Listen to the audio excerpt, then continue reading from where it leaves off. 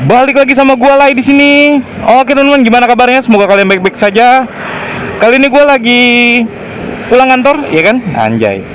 Dan ya kita sekalian ngevlog lah, pulang-pulang karena memang seharian gua kan naik motor gitu. Jadi ya udah sekalian ngevlog ya kan. Dan di video kali ini gue pengen bahas impresi gue soal NHK helmet. Cuman Bang, yang sudah kan lu udah pernah bahas. Oke, kali ini karena musim hujan ya kan. Jadi gue pengen membahas impresi gue pakai NHK helmet di musim hujan, teman-teman. Jadi kan sebelum-sebelumnya ya kita test riding di siang, di malam hari, semuanya kondisi kering ya kan. Dan ini gue baru nyoba kemarin pas hujan terus di daerah Jakarta ya kan. Di rumah gue juga lagi hujan terus. Jadi kenapa kita nggak uset sih lo bro, anjay. Tumben biasanya itu headlamp infrarednya nyala loh kalau malam. Ini kok enggak ya, masih isi loh. Mungkin kondisinya masih terang kali ya. Oke, back to topic. Nah, karena lagi hujan terus ya kan, dan emang NHK helmet itu satu-satunya helm gua yang selalu gua pakai terus ya. Jadi memang helm tempur ya kan, belum ada helm lagi selain dia.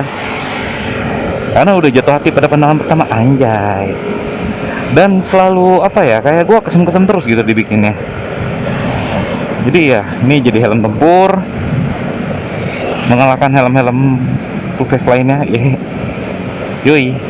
Karena yang lain pada berat coy, yang ini masih ringan loh. Mungkin sekalian kali ya, gue jawab pertanyaan kalian nih. Kan ada yang bilang, bang nyaman gak dipakai harian? Oke, bro, kalau nggak nyaman, ya kan, nggak gue pakai harian. Pasti gue cari yang lain gitu. Jadi proven kalau dari gue ini helm nyaman, ya kan. Selain enteng ya, ya dia sirkulasi udaranya lumayan bagus sih, gitu. Dan bang, size L-nya ini gedean gak sih buat lu? Oke, buat gua awalnya ini press. Cuman ya karena emang gua pakai helm tempur kan, tiap hari pakai dia ya, ya kita keringetan, apalagi kemarin kena hujan. Jadi pasti busanya itu menciut. Jadi ini setelah gua pakai berapa? 2 bulan ya? 2 bulan 3 bulan. Itu busanya sudah mulai longgar, teman-teman. Di daerah pipi itu udah mulai nggak begitu ngepres. Jadi ya agak sedikit longgar. Jadi gue harus pakai balaclava dulu, baru dia ngepres. Jadi gitulah kalau dari gue. Ya lu dengan harga 700 800 ya kan, set nih king, ngebut banget. Menurut gue ini masih worth banget ya kan, pakai banget lu dari gue. Ya meskipun materialnya tuh nggak yang apa ya, senyaman itu kalau dibandingin tetangganya, tapi menurut gue dengan harga segitu ya oke lah. Lu dari build quality, rasa nyaman, entengnya, modelnya juga lumayan ya kan. Kalau model itu kan tergantung dari kalian ya, gimana menurut kalian, kan keren apa enggak kan tergantung kalian memandang itu. Entah spoilernya terlalu over atau gimana kan, ya itu kalian lah. Nah, dan sekarang gue pengen bahas tentang kekurangan dan kelebihan saat dia berkendara di hujan. Ya mungkin kalian pada tahu lah ya, nih lagi masuk musim penghujan ya kan. Dan karena helm ini helm perang, jadi dia harus ngerasain hujannya, kerasnya Jakarta ya kan, di terlalu hujan-hujannya Jakarta. Nah, gue udah beberapa kali dalam waktu 2 minggu ini itu kan selalu hujan kan, dan gue selalu pas pakai helm ini. Jadi gue pengen ya berbagi lah atau nge-share ya kan, suka duka gue pakai helm ini saat hujan. Oke, poin pertama gue bahas soal kelebihannya dulu. Ini helm selain kedap dari angin, gue acungin jempol buat kedap dari air. Kok bisa bang kedap dari air? Oke, kalau kalian pernah pakai helm full face ya kan, apalagi half face ya, itu paling sering. Itu biasanya ada air yang masuk dari atas kaca coy. Jadi itu ya bisa basahin kalian gitu loh ya kan. Dan ya itu bisa ganggu pemandangan. Kenapa? Karena kalau kalian misalkan ngelap di kaca depannya doang itu kadang-kadang tuh nggak selesai gitu loh, karena ada air yang masuk dari belakang kaca. Jadi kalian harus ngeliat juga di belakang kaca, dan itu mengganggu banget kalau lu lagi pada riding. Nah, gua kemarin dari hujan lebat ya kan, semua ventilasi tertutup dan dikit banget air yang masuk lewat kaca dalam. Malah kayaknya hampir nggak ada. Jadi menurut gue nih, gue emes banget sih anjir, dengan harga segini lu air itu hampir gak ada yang masuk coy, ya kan? Ini kondisi semua tertutup ya, ventilasi ya, dari ventilasi atas, ventilasi muka ya kan. Nah itu gue ngetesnya, dan saat ventilasi depan gue buka ya kan, udara ada yang masuk, cuman untuk air itu nggak ada yang masuk sampai ke bibir lu ya, ke mulut lu gitu. Itu nggak ada basahan yang masuk. Kenapa? Karena di NHK itu di bagian depannya itu ada kayak penyaring, sebenarnya penyaring debu. Jadi kayaknya kemungkinan air-air itu udah terbias di situ gitu loh. Jadi lu nggak ngerasain benih-benih air, anjay. Itu yang gua positifnya. Terus yang kedua, positifnya lagi nih ya dari NHK ini yang gua rasain, kalau udara itu semua dibuka itu lumayan, angin yang masuk itu lumayan. Cuman, dan positif yang kedua ya, gue mau ngomong kedapan air saat jatuh gak begitu ini karena ini bukan mobil gitu kan. Tapi gimana ya, lu saat ada air itu di visor, gue nggak tahu dia ada efek non talas apa enggak ya kan. Cuman air itu kayak gumpelan terus jatuh, gumpelan jatuh, jadi nggak yang kayak kecil-kecil gitu loh ya kan. Dan air itu saat lo bawa riding 60, 70 itu lumayan dia langsung bersih gitu. Karena ada beberapa helm yang gue pakai, lu riding dengan kecepatan segitu tuh airnya tetap masih ganggu coy, karena nempel di kaca gitu loh. Ini enggak, jadi lumayan lah, penglihatan lu tuh jadi lebih jelas gitu. Ya itu sih kalau yang gua rasain ya dari helm ini saat kondisi hujan ya. Poin positifnya tuh itu. Ada lagi nggak bang poin positifnya? Menurut gua belum ada, ya kan? Karena ya dia seperti helm pada umumnya ya kan? Kalau kita bahas mobil mungkin lebih banyak kan, ya lu dari kedapnya saat bunyi tung tung tung tung hujan jatuh. Nah ini kan helm coy gitu, kayaknya nggak perlu bahas sampai situ ya. Dan gue nggak sepeka itu sih kalau pakai helm sampai oh iya ini kedap nih kalau air jatuh tuh bunyinya nggak kasar. Enggak, gue nggak kayak gitu, karena kan bahannya juga beda dengan mobil, jadi gue nggak bisa bandingin itu gitu. Oke, sekarang kita bahas kekurangannya helm ini. Betulnya poinnya jatuhnya lebih banyak. Kenapa lebih banyak? Karena dia bersenambungan, jadi runut dari satu ke semuanya. Ini sebetulnya fatalnya itu cuma satu ya kan, tapi akhirnya merembet gitu. Apa tuh bang kelemahannya? Ya yang kita bahas pertama kali dan yang pasti adalah embun. Loh kok embun bang? Nah gini loh, lo kalau hujan ya kan pasti air itu dingin, kondisi sekitar itu lembab dingin, dan kalian napas di dalam helm sedangkan ventilasi semua tertutup ya kan. Dan itu embunnya dahsyat coy itu bener-bener ganggu anjir. Jadi gue step berhenti gitu kan. Nah itu pasti gue buka kaca jadinya, karena memang ya lumayan. Kalau gue napas 2 kali 3 kali gitu kan, itu udah full embun kaca gue. Yang gue sayangin gitu loh, buat harga segitu sayang banget dia belum ready buat anti fog.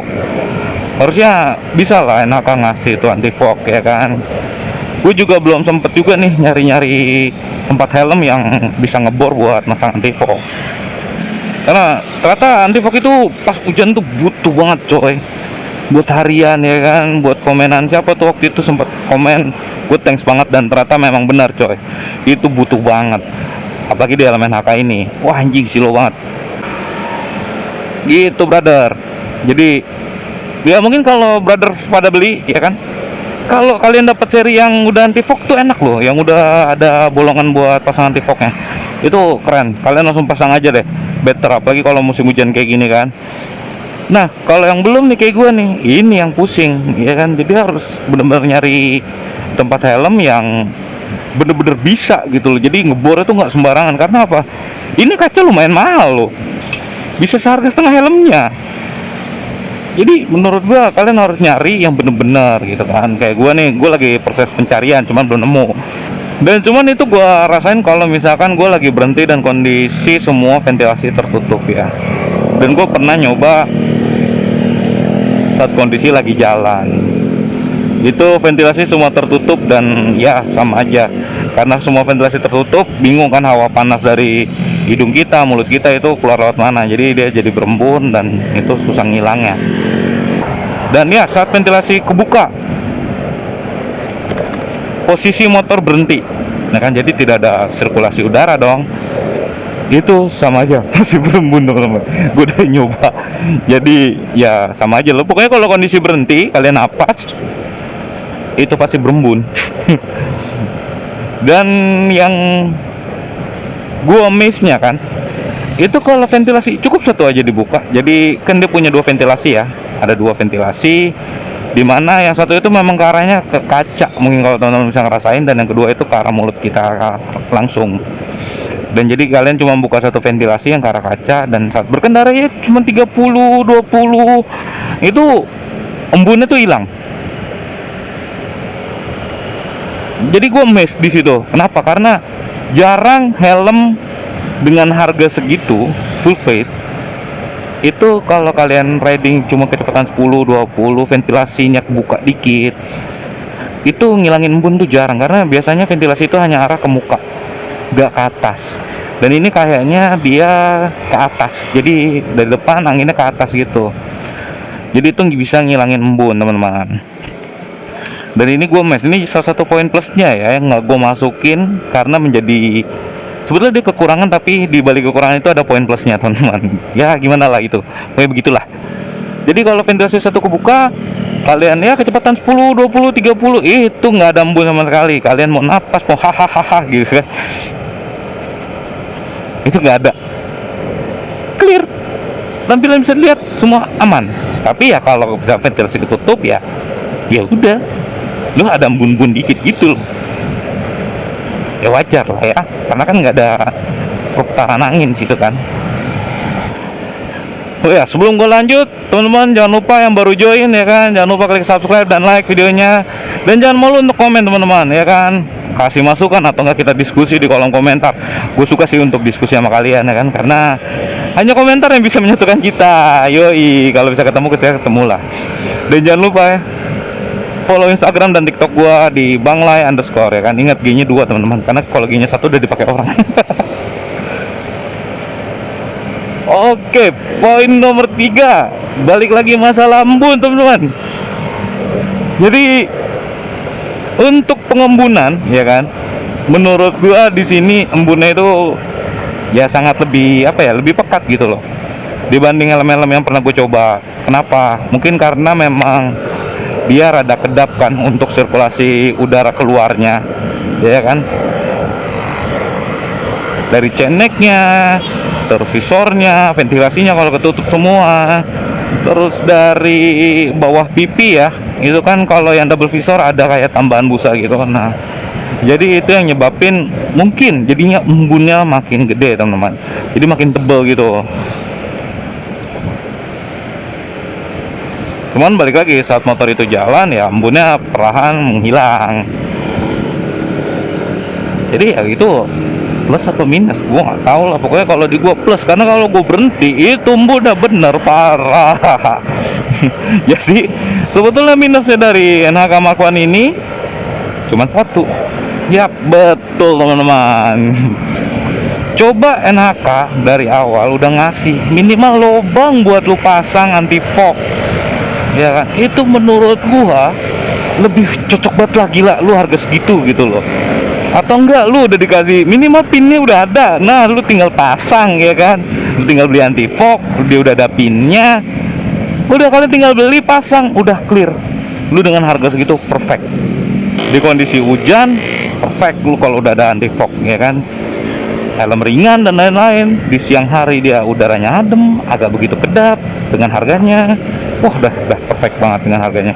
Build quality-nya juga oke, nggak ya ringkih-ringkih semua, ya kan?